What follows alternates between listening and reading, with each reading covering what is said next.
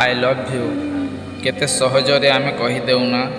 Actually ଆମେ କ'ଣ ସତରେ ଆଇ ଲଭ୍ ୟୁର ମାନେ ଜାଣିଛୁ?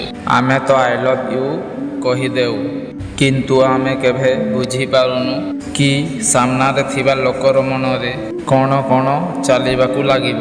ଆଇ ଲଭ୍ ୟୁର ମାନେ କେବଳ ଗୋଟିଏ ମଣିଷକୁ ଭଲ ପାଇବା ହୋଇନଥାଏ। ଭଲ ପାଇବା ସାଥେ ସାଥେ ସେ ମଣିଷକୁ ଆପଣେଇବାକୁ ପଡ଼ିଥାଏ।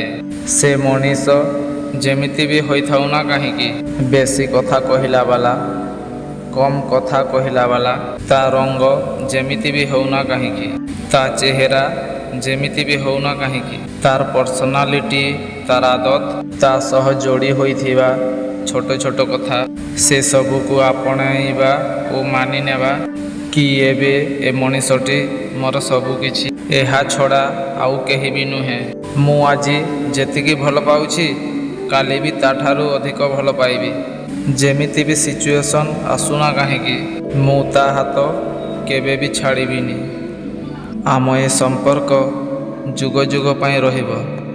ତା'ର କମଜୋରି ଜାଣିଲା ପରେ ବି ତା'ର କେବେ ଫାଇଦା ଉଠାଇବିନି, କେବେ ତାକୁ ଦୁଃଖ ବି ଦେବିନି। ତୁମେ ଯେମିତି ତୁମକୁ ସେମିତି ଆକ୍ସେପ୍ଟ କରିବି। ତୁମକୁ ନ ବଦଳାଇ ଆମ ଭିତରେ ଯେତେ ବି ଝଗଡ଼ା ହେଉନା କାହିଁକି, ତାପରେ ବି ମୁଁ କେବଳ ଆମ ପାଇଁ ହିଁ ଲଢ଼ିବି। ତୁମକୁ ଭଲ ପାଇବି ଓ ସାରା ଜୀବନ ତୁମକୁ ହିଁ ଭଲ ପାଉଥିବି।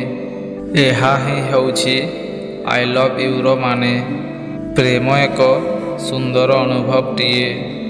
ଏହାର ସୁନ୍ଦରତାକୁ ଦାଗ ଲଗାଇବାକୁ ଦିଅନ୍ତୁନି। ନେକ୍ସଟ ଟାଇମ୍ ସେତେବେଳେ ଆଇ ଲଭ୍ ୟୁ କହିବ ଯେତେବେଳେ ଲାଗିବ କି ହଁ ସତରେ ତୁମେ ହିଁ ତାକୁ ଖୁସିରେ ରଖିପାରିବ।